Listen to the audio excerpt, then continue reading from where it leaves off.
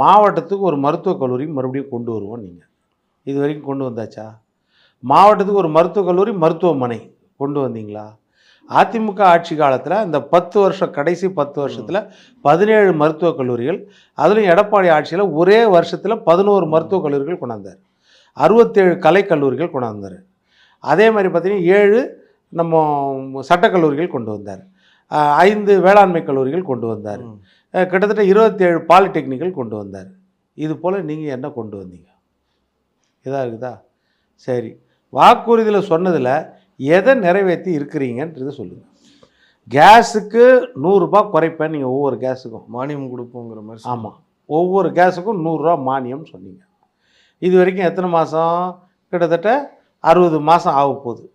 60 மாதத்துக்கு, ஒரு மாதத்துக்கு ஒரு கேஸுன்னா கூட 60 மாதத்துக்கு 60 கேஸுக்கு நீங்கள் ஒவ்வொரு கேஸுக்கும் ரூ. 100னா கூட அதே ரூ. 6000 வந்துடும். சரியா? அது கொடுக்குறேன்னு சொன்னீங்களா, கொடுத்துட்டிங்களா?